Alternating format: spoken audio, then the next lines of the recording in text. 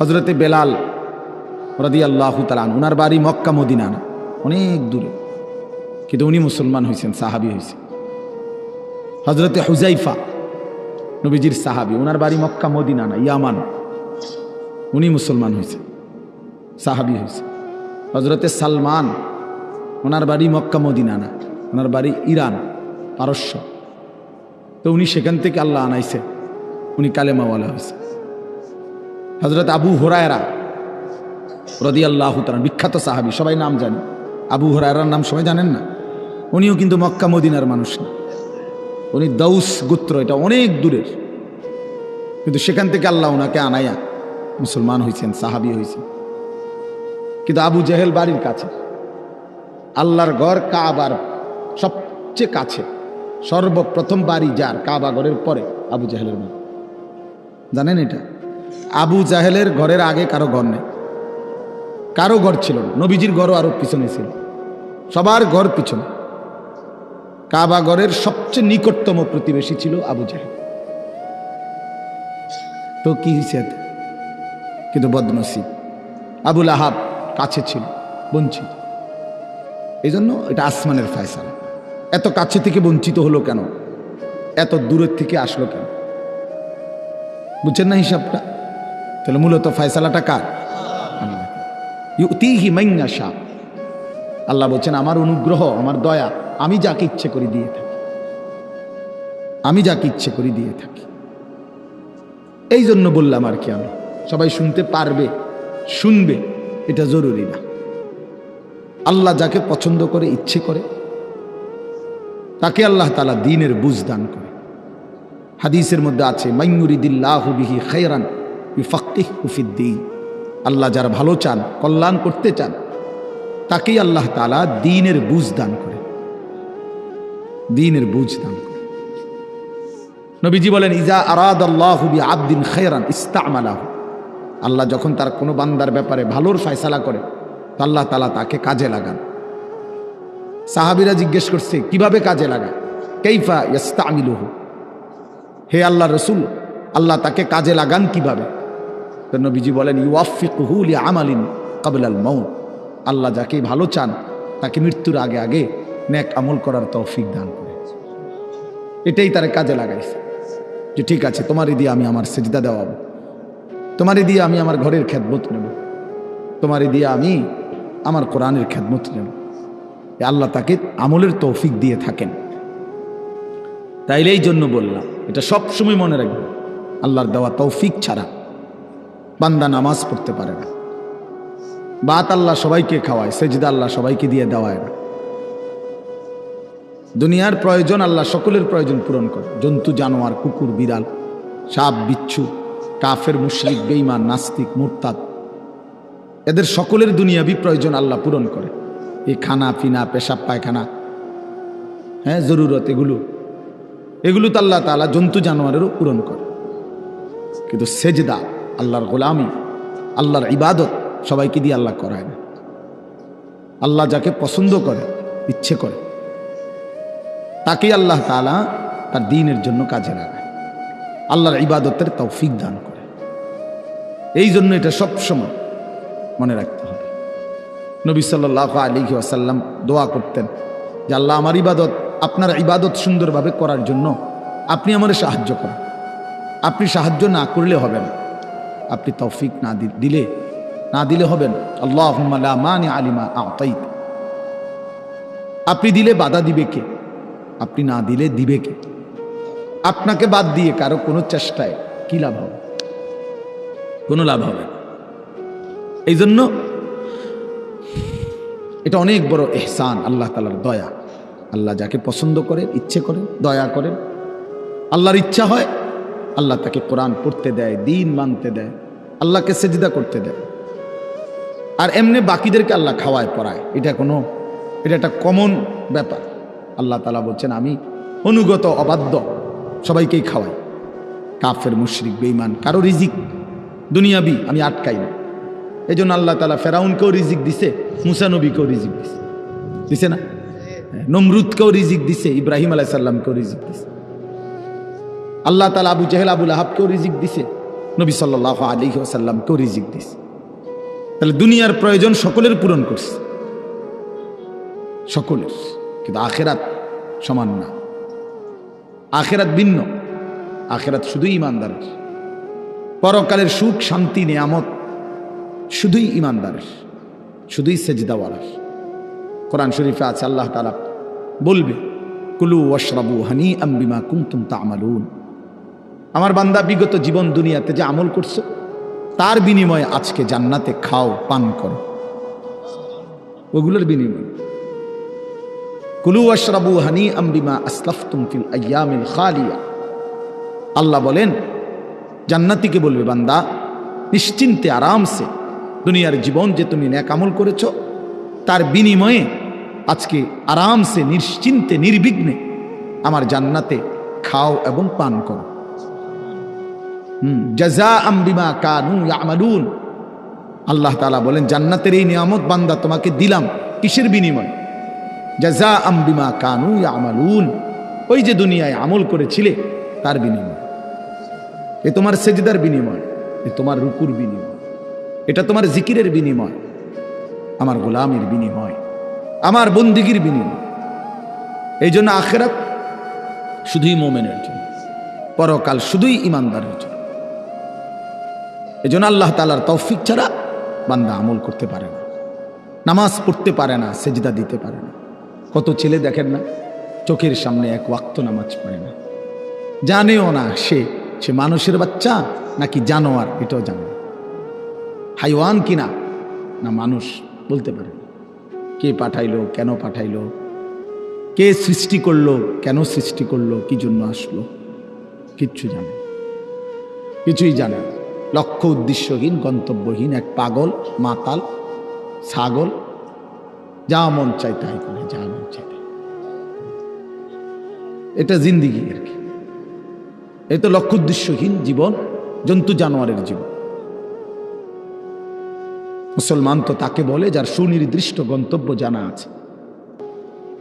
ইমানদারের গন্তব্য জানা আছে যে আমার গন্তব্য কোথায়, আমার এটা হায়াত, এরপরে আমার মৃত্যু, কবর, এরপরে আমার হাসরের মাঠ, এরপরে আমার মিজান হিসাব, এরপরে আমার ফুলসেরাত, এরপরে আমার জান্নাত। আমার টার্গেট জানা আছে, আমার গন্তব্য জানা আছে। আমি থামবো সেদিন, জান্নাতে যাব যেদিন। আমার টেনশন দূর হবে সেদিন, আমি জান্নাতে ঢুকবো যেদিন। ওয়াকালুল হামদুলিল্লাহিল্লাযী আযহাবা আন্নাল হাযান। কোরআনুল কারীমের মধ্যে আছে, আল্লাহ তাআলা বলেন, জান্নাতি বান্দা জান্নাতে ঢুকে বলবে, আল্লাহ আপনার প্রশংসা করছি, আজকেই আমার চিন্তা পেরেশানি জীবনের তরে শেষ হলো। আজ আমি জান্নাতে ঢুকলাম, এবার আমি নিশ্চিন্ত হলাম, নিশ্চিন্ত হলাম। আর কোনোদিন এই জান্নাত থেকে বের হতে হবে না। আল্লাহ তাআলা বলছেন, আর কখনোই এখান থেকে বের হইতে হবে না। খালিদিনা ফিহা আবাদা, চিরস্থায়ী। চলেন বাপ, তো এই জন্য বললাম, নিজেদের ছেলে, নিজেদের মেয়ে, নিজেরাও ইনসাফের সাথে ভাইবেন যে আপনি আখিরাত চিনেন কিনা। আপনার ছেলে মেয়েগুলো যেই জীবন পরিচালনা করতেছে, এতে কি মনে হয়? এতটুকু আন্দাজ করা উচিত যে আমার ছেলে আসলে আখিরাত চিনে কিনা, আমার ছেলের সামনে কোনো গন্তব্য আছে কিনা, নাকি এই মোবাইল, নারী, ছবি, জিনা, ব্যভিচার, মদ, জুয়া, নাচ, গান, উলঙ্গ দৃশ্য, হালাল হারামের কোনো বাজ বিচার নাই, পাক নাফাকের কোনো বাজ বিচার নাই, লজ্জা শরম হায়া কিচ্ছু নাই। যখন যা যা মন চায় খাইতেছে, হ্যাঁ, যা মন চায় তাই করতেছে। তো এই খামখেয়ালি জীবন, যখন যা মন চায় তাই, হালাল হারাম, জায়েজ না জায়েজের জীবন, যার পার্থক্য নাই। আল্লাহ তাআলা কোরআনে বলছে, তার উদাহরণ হলো ফামাসালুহু কামাসালিল কালব, কুত্তার মতো। হ্যাঁ, এটা কোরআন শরীফের আয়াত। ওই জীবন কুত্তার জীবন, কুকুরের জীবন। এই জন্য আমি সবসময় এটা বুঝি, বেনামাজির জিন্দেগি কুত্তার জিন্দেগি। এই ফজরের নামাজ না পড়ে যেই জানোয়ারগুলো ঘুমায় থাকে, এগুলা কুকুরের জিন্দেগি। খালাস। এই সুদখোরগুলো যে জিন্দিগি কাটায় এগুলো কুকুরের জিন্দিগি কাটায়। এই হারামখোরগুলো যে জীবন কাটায় এটা জানোয়ারের জীবন কাটায়। হ্যাঁ, কোরআন শরীফের আয়াত এটা। ওয়াত্তাবাআ হাওয়াহু ফামাসালুহু কামাসালিল কালব। আল্লাহ বলছে মনের ইচ্ছা মতো যে চলে, আল্লাহর হুকুমের পরোয়া করে না, হালাল হারাম এর পার্থক্য যে মানে না, আল্লাহ বলছে তার উদাহরণ কামাসালিল কালব, কুত্তার মতো, কুকুরের মতো। ইন তাহমিল আলাইহি ইয়ালহাস আও তাতরুকহু ইয়ালহাস। আল্লাহ বলছে কুকুরের স্বভাব, দৌড়ানি দিল জিহ্বা লম্বা করে হাঁফায়, ছেড়ে দিল দাঁড়ায়া দাঁড়ায়া জিহ্বা লম্বা করে হাঁফায়, জিহ্বা লম্বা করে হাঁফায়, এমন করে। এ কুকুরের স্বভাব।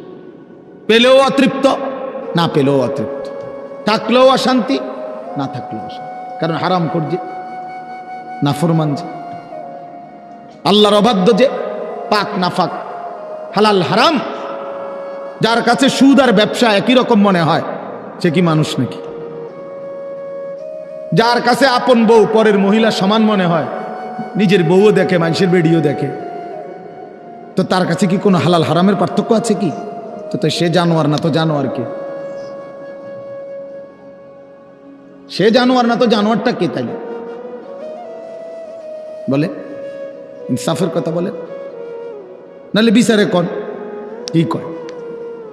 এই জন্য এটা সবসময় মনে রাখবেন, জওয়ান হন আর বুড়া হন, আমি হই আর আপনি হন, হালাল হারামের পার্থক্য যার মধ্যে নাই, কুকুরের মধ্যে কোনো হালাল হারামের পার্থক্য নাই, কুকুরের মধ্যে পাক নাফাকের কিছু নাই, কারণ যেহেতু সে জানোয়ার। কিন্তু মানুষ যে ইনসান, তার সৃষ্টিগত সত্তার মধ্যে হালাল হারামের অনুভূতি থাকতে হবে। মুসলমান তাকেই বলবে যার মধ্যে জায়েজ না জায়েজের পার্থক্য আছে, হালাল হারামের অনুভূতি আছে, পাক নাফাকের অনুভূতি আছে। কোরআনুল কারীমে আল্লাহ তাআলা এটা বলছেন। এজন্য নবীজি বলছেন আল হালালু বাইয়িন ওয়াল হারামু বাইয়িন। যেটা হালাল এটা স্পষ্ট, যেটা হারাম এটাও স্পষ্ট। নবীজি বলেন আমি অন্ধকারে রেখে যাই নাই উম্মতকে, একটা সেকেন্ডের জন্য আমি আমার উম্মতকে আড়ালে রেখে যাই নাই, সব কিছু আমি স্পষ্ট বলেছি।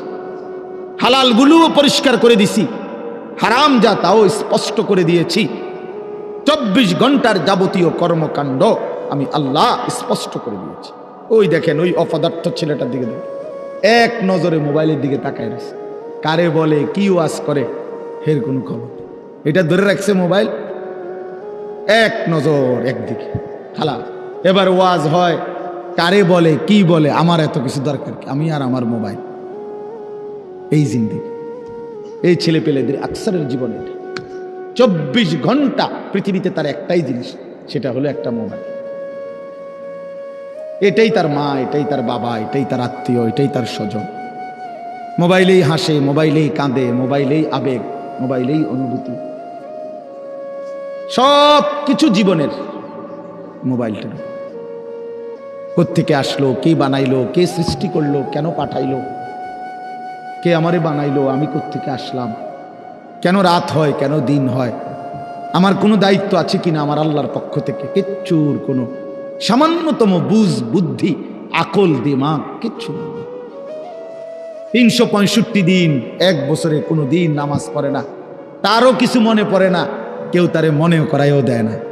কই তার বাপ কেডা, তার মা কি, আহা, কেউ একটু বলেও না যে কিরে বাপ তুমি যে এক ওয়াক্ত নামাজ পড়ো না, তুমি মুসলমানের বাচ্চা হইলা কেন, তুমি মানুষের বাচ্চা হইলা কেন। তার মা একটাবার বলে না, মা এ কেমন, সন্তানই কেমন।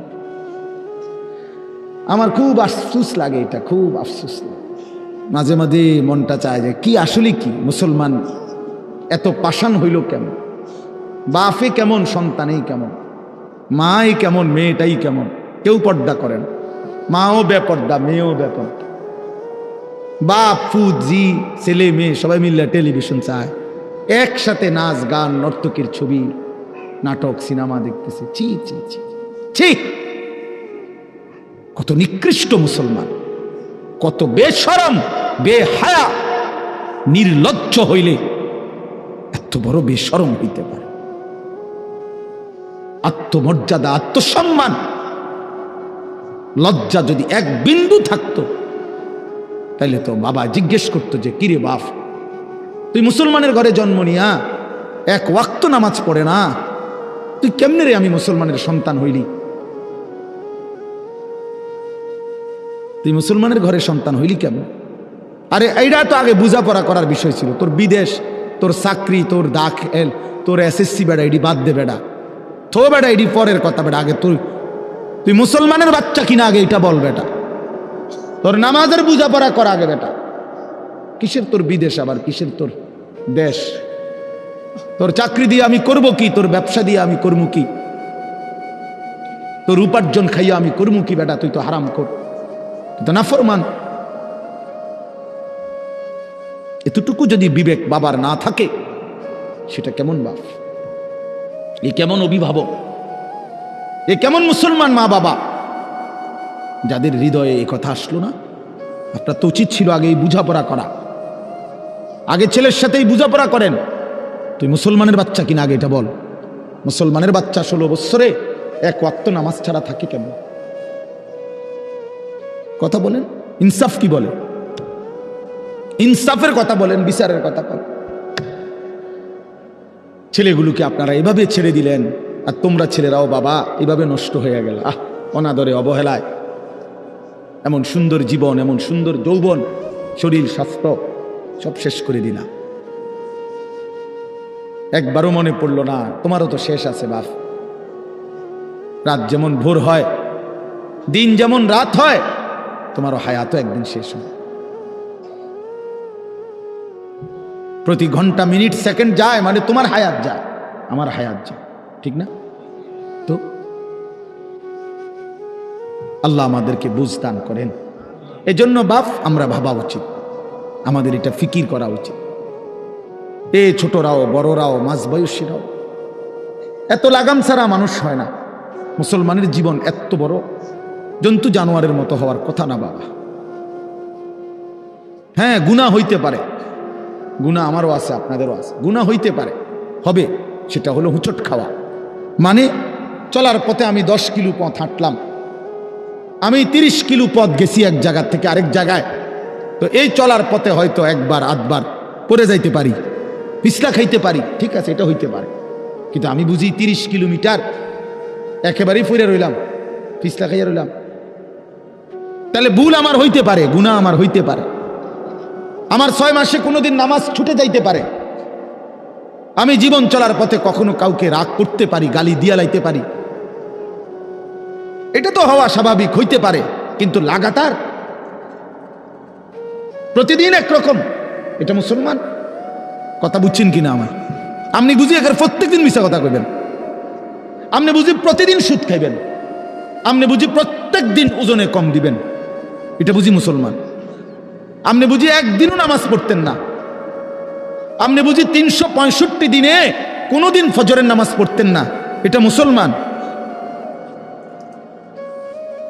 তো এটা তো হুচট খাওয়া না, এটা তো গাদ্দারি, এটা তো ইচ্ছা করে ঠান্ডা মাথায় ধীরে সুস্থে ভেবে চিনতে আল্লাহর সাথে গাদ্দারি করতেছে, আল্লাহরে বুড়া আঙ্গুল দেখাইতেছে যে দেখো কইলা কেন সেজদা দিতাম না, চাই কিতা করতাম। আল্লাহ বলবে অসুবিধা নাই বান্দা, বাতে না খাও, আর তো বেশি কিছু না, দুগা খানাই তো খাও আর ঘুম যাও, খানা তো কুত্তাও খায়। তবে মনে রাখো কবরে আইসো, একটা লাথি দেওয়া মু ফেরেস্তারে দিয়া, একটা লাথি, এক লাথিতে বুঝবা আমার নাফরমানির শাস্তি কি। কাল্লা সাউফা তা'লামুন সুম্মা কাল্লা সাউফা তা'লামুন। আল্লাহ বলে বান্দা কবরে আইসো, আমি বুঝায় দেব আমার নাফরমানির শাস্তিটা কি।